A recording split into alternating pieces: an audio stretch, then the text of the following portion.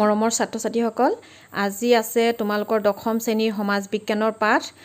তোমালোকৰ সমাজ বিজ্ঞানৰ যিটো তৃতীয়টি খণ্ড ৰাজনীতি আৰু অৰ্থনীতি বিজ্ঞান, সেই অৰ্থনীতি বিজ্ঞান খণ্ডটিৰ দ্বিতীয় পাঠ অৰ্থনৈতিক উন্নয়ন আজি লৈ অহা হৈছে। আৰু এই পাঠটিৰ যিটো বিষয়ৰ ধাৰণা মই তোমালোকক দিবলৈ আজি এই পাঠটো প্ৰস্তুত কৰিছোঁ, সেই বিষয়টি হ'ল ভাৰতৰ অৰ্থনৈতিক পৰিকল্পনা। প্ৰথমতে তোমালোকে জানি লোৱা পৰিকল্পনা কি। পৰিকল্পনা হ'ল এক কৌশল যিটোৰ জৰিয়তে নিৰ্ধাৰিত লক্ষ্যত উপনীত হ'বলৈ প্ৰাপ্ত সম্পদসমূহ অগ্ৰাধিকাৰ ভিত্তিত সঠিকভাৱে ব্যৱহাৰ কৰা। এই ক্ষেত্ৰত তোমালোকক মই এটা সহজ উদাহৰণৰ সৈতে বুজাব বিচাৰিম। তোমালোকৰ কথাকে ধৰিলোঁ। ধৰা তোমালোকৰ মাজৰ কেইজনমান ছাত্ৰ ছাত্ৰীয়ে এটা লক্ষ্য ল'লা যে এই বছৰ শিক্ষাবৰ্ষৰ অন্তত যি মূল্যায়ন হ'ব তাত তোমালোকে 80% নম্বৰ লৈ উত্তীৰ্ণ হ'বা। এই ধৰণৰ এটা লক্ষ্য লোৱাৰ পিছত তোমালোকে সেই লক্ষ্যত উপনীত হ'বলৈ হ'লে যিবিলাক তোমালোকৰ হাতত সম্পদ থাকে সেই সম্পদসমূহ সঠিকভাৱে প্ৰয়োগ কৰিব লাগিব। তোমালোকৰ হাতত থকা সম্পদসমূহ হ'ল সময়, টাইম, বুকছ, যিবোৰ তোমালোকৰ কিতাপ সেইবিলাক, আৰু লগতে যিবিলাক প্ৰাসংগিক পুথি সেইবিলাক। আৰু এই সম্পদসমূহ তোমালোকে সঠিক প্ৰয়োগৰ বাবে চেষ্টা কৰিব লাগিব। আৰু সেই সঠিক প্ৰয়োগৰ বাবেও আকৌ বিভিন্ন ধৰণৰ লক্ষ্য স্থিৰ কৰি ল'ব লাগিব। সময়ৰ ক্ষেত্ৰতে ধৰি লোৱা, সময়ৰ ক্ষেত্ৰত তোমালোকে প্ৰতিদিনে কিমান পঢ়িবা, সপ্তাহটোত কিমান পঢ়িবা, মাহটোত পঢ়াখিনি কিমান আগবঢ়াই নিবা, সেই সম্পৰ্কীয় কিছুমান লক্ষ্য স্থিৰ কৰিব লাগিব।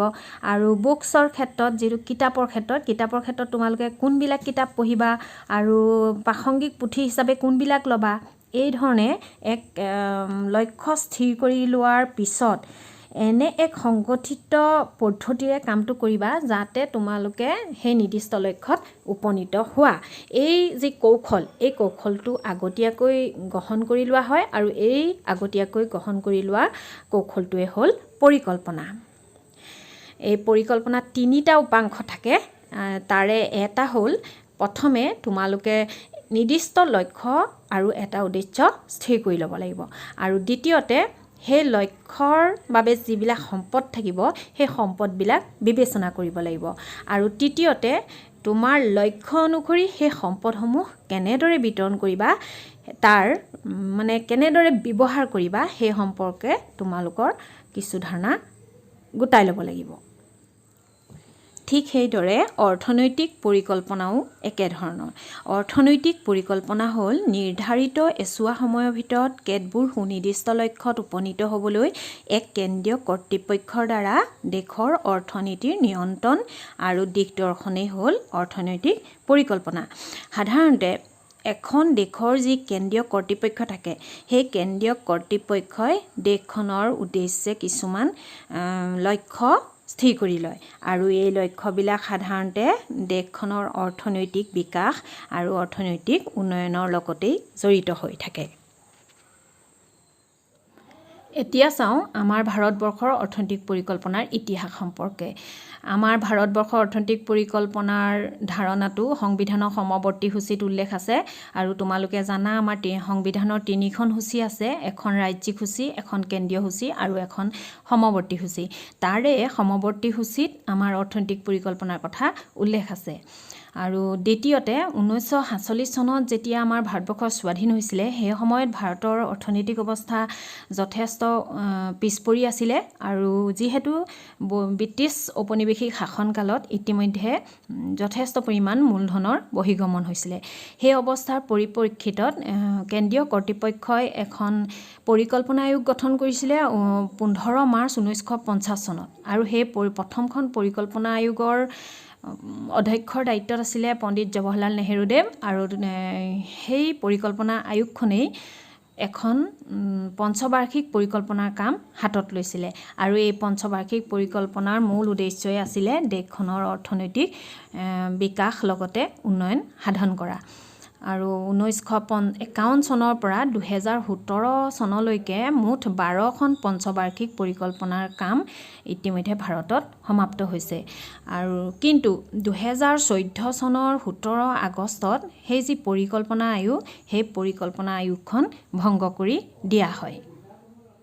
2014 বৰ্ষৰ স্বাধীনতা দিৱসৰ দিনা যেতিয়া ভাৰতৰ প্ৰধানমন্ত্ৰী নৰেন্দ্ৰ মোদী ডাঙৰীয়াই দেশবাসীক উদ্দেশ্যি ভাষণ দিছিলে, তেতিয়া তেওঁ সেই ভাষণত এটা কথা উল্লেখ কৰিছিল যে ভাৰতৰ যিখন পৰিকল্পনা আয়োগ, সেই পৰিকল্পনা আয়োগখন ভংগ কৰি দিয়া হ'ব।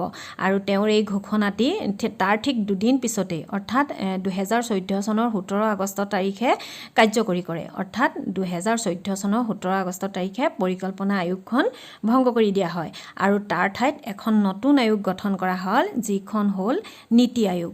আৰু তেখেতে 2015 চনৰ 1 জানুৱাৰীৰ দিনা পৰিকল্পনা আয়োগৰ ঠাইত নীতি আয়োগ গঠন কৰা হ'ল বুলি ঘোষণা কৰে। এই নীতি আয়োগৰ সম্পূৰ্ণ ৰূপটো হ'ল national institutions for transforming India আয়োগ, অৰ্থাৎ ভাৰতবৰ্ষৰ ৰূপান্তৰকৰণৰ বাবে ৰাষ্ট্ৰীয় অনুষ্ঠান। ই হ'ল নীতি প্ৰস্তুতকৰণৰ ক্ষেত্ৰত ভাৰতবৰ্ষৰ চৰকাৰে গ্ৰহণ কৰা এক কাৰ্যসূচী, য'ত 5 বছৰীয়া পৰিকল্পনা নাথাকিব, কিন্তু তাৰ বিপৰীতে ইয়াত বহনক্ষম উন্নয়ন লাভ কৰাৰ লক্ষ্য লোৱা হৈছে। আৰু এই লক্ষ্যত উপনীত হ'বলৈ প্ৰতিখন ৰাজ্য চৰকাৰকে কেন্দ্ৰৰ লগত জড়িত কৰি ল'ব। প্ৰধানমন্ত্ৰী ডাঙৰীয়াই এটা কথা উল্লেখ কৰি কৈছিলে যে 5-year defence plans continue to be made, অৰ্থাৎ ভাৰতবৰ্ষৰ যি প্ৰতিৰক্ষা পৰিকল্পনা, সেই প্ৰতিৰক্ষা পৰিকল্পনাৰ কাম কাজ কিন্তু চলি থাকিব। গতিকে বৰ্তমানে ত্ৰয়োদশ প্ৰতিৰক্ষা পৰিকল্পনাৰ কাম কাজ ভাৰতবৰ্ষত চলি আছে। এতিয়া চাওঁ আমি ভাৰতবৰ্ষত যি পঞ্চবাৰ্ষিক পৰিকল্পনাসমূহ গ্ৰহণ কৰা হ'ল, তাৰ মূল লক্ষ্যসমূহ কি কি আছিলে।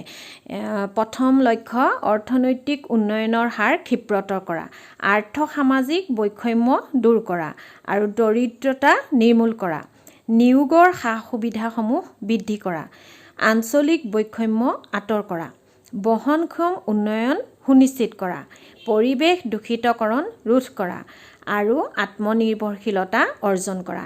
ইয়াৰ উপৰিও সময়ে সময়ে অন্যান্য কিছুমান লক্ষ্যও প্ৰতিখন পৰিকল্পনাতে গ্ৰহণ কৰা হৈছিল। সেই অনুপাতে ভাৰতৰ পৰিকল্পনা আয়োগৰ কিছু দায়িত্ব আছিল। তেওঁলোকৰ সেই দায়িত্ববিলাক আছিল এনেধৰণৰ: পৰিকল্পনাৰ লক্ষ্য নিৰ্ধাৰণ কৰিব লাগিছিল, আৰু বিনিয়োগৰ কৌশল উদ্ভাৱন কৰিব লাগিছিল, আৰু সেই বিনিয়োগৰ বাবে সম্পদ আহৰণৰ উপায়সমূহ নিৰ্ধাৰণ কৰা আঁচনিসমূহ তেওঁলোকে গ্ৰহণ কৰিব লাগিছিল, আৰু কাৰ্যকৰী হোৱা আঁচনিসমূহ নিয়মীয়া পুনৰীক্ষণ আৰু মূল্যায়ন কৰাৰ দায়িত্বও আছিল ভাৰতৰ পৰিকল্পনা আয়োগৰ। এতিয়া চাওঁ আমি ভাৰতত পৰিকল্পনাৰ সময়সূচী ক্ষেত্ৰলৈ। প্ৰথমখন পৰিকল্পনা যিহেতু 1951 চনৰ 1 এপ্ৰিলত আৰম্ভ হৈছিল, গতিকে প্ৰথমখন পৰিকল্পনাৰ সময়সূচী আছিলে 1951ৰ 1 এপ্ৰিলৰ পৰা 56ৰ 31 মাৰ্চলৈ, আৰু দ্বিতীয়খনৰ সময়সীমা 1 এপ্ৰিল 1956ৰ পৰা 1961ৰ 31 মাৰ্চলৈ, আৰু তৃতীয়খন পৰিকল্পনাৰ সময়সূচী আছিলে 1 এপ্ৰিল 1961ৰ পৰা 1966 31 মাৰ্চলৈ। এই তিনিওখন পৰিকল্পনাৰ কাম সময়ত আৰম্ভ হৈ সময়ত শেষ হৈছিল, কিন্তু ইয়াৰ বিপৰীতে ইয়াৰ পিছতে যিখন পৰিকল্পনা চতুৰ্থ পঞ্চবাৰ্ষিক পৰিকল্পনা গ্ৰহণ কৰিব লাগিছিল, সেই পৰিকল্পনাখন কিন্তু সময়ত গ্ৰহণ কৰিব পৰা হোৱা নাছিল। ইয়াৰ কিছুমান বিশেষ কাৰণ আছিল। তাৰ ভিতৰত ভাৰত পাকিস্তানৰ যুদ্ধ, ভাৰত চীনৰ যুদ্ধ, আৰু 1965ত ভাৰতবৰ্ষত কিছু খৰাং অৱস্থাৰ সৃষ্টি হৈছিল। এই তিনিওটা কাৰণৰ বাবে ভাৰতত চতুৰ্থখন পঞ্চবাৰ্ষিক পৰিকল্পনাৰ কাম সময়ত আৰম্ভ কৰিব পৰা হোৱা নাছিল। তাৰ বিপৰীতে তিনিখন বাৰ্ষিক পৰিকল্পনা 66ৰ পৰা 69লৈ তিনিখন বাৰ্ষিক পৰিকল্পনাৰে ভাৰতবৰ্ষত পৰিকল্পনাৰ কাৰ্যসূচী সমাপন কৰা হৈছিল। চতুৰ্থ পঞ্চবাৰ্ষিক পৰিকল্পনাৰ ক্ষেত্ৰত দেখা যায় এই পৰিকল্পনাখনৰ সময়সূচী সময়ত আৰম্ভ হৈ সময়তে শেষ হৈছে, কিন্তু পঞ্চমখন পৰিকল্পনা এবছৰ আগতেই শেষ হৈছিল, আৰু তাৰ পিছতো ষষ্ঠ পৰিকল্পনাৰ কাৰ্যসূচী গ্ৰহণ কৰিব পৰা হোৱা নাছিল। দুখন বাৰ্ষিক পৰিকল্পনাৰে কাম চলাব লগা হৈছিল। ইয়াৰ কিছু কাৰণ আছে। সেই সময়ত ভাৰতত ৰাজনৈতিক অস্থিৰতাই দেখা দিছিল। শাসনাধীষ্ঠ যিখন চৰকাৰ আছিলে সেই চৰকাৰখনৰ পতন ঘটিছিল, আৰু মোৰাৰজী দেশাই গোস্বামীৰ নেতৃত্বত জনতা দলৰ চৰকাৰ গঠন হৈছিল কিন্তু সেই চৰকাৰখনো মাত্ৰ 2 বছৰ 4 মাহ আছিল পুনৰ যেতিয়া ইণ্ডিয়ান নেশ্যনেল কংগ্ৰেছ গভৰ্ণমেণ্ট আহিছিল তেতিয়া তেওঁলোকে ষষ্ঠখন পৰিকল্পনা 1980 চনৰ 1 এপ্ৰিলৰ গ্ৰহণ কৰি 85 চনৰ 31 মাৰ্চত পৰিকল্পনা কাৰ্যসূচীৰ সামৰণি মাৰিছিল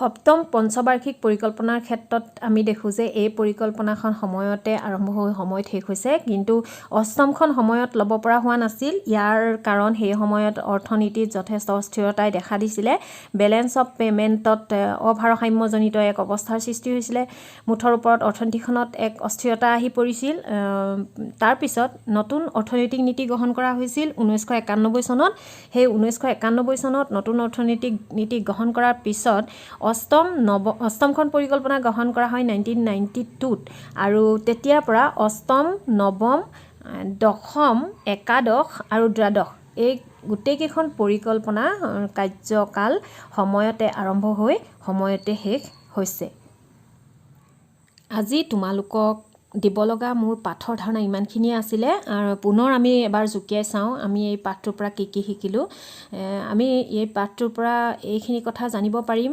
পৰিকল্পনা কি ভাৰতৰ অৰ্থনৈতিক পৰিকল্পনা কি আৰু আমাৰ ভাৰতত অৰ্থনৈতিক পৰিকল্পনাৰ ইতিহাস কেনেধৰণৰ আৰু পৰিকল্পনা আয়োগৰ ঠাইত যি নীতি আয়োগ গঠন কৰা হ'ল সেই নীতি আয়োগ সম্পৰ্কে কিছু কথা লগতে ভাৰতৰ পৰিকল্পনাসমূহৰ সময়সীমা সম্পৰ্কে কিছু ধাৰণা দিবলৈ ইয়াত চেষ্টা কৰা হ'ল আৰু মই ভাবোঁ তোমালোকে এইবিলাক সম্পৰ্কে কিছু পৰিমাণে হ'লেও ধাৰণা লাভ কৰিবলৈ সক্ষম হৈছা ইয়াৰ পিছত আমি অন্য এটা ভিডিঅ'ৰ জৰিয়তে পুনৰ আহিম তোমালোকৰ ওচৰলৈ আজিলৈ ইমানতে পাঠ সামৰিছোঁ ধন্যবাদ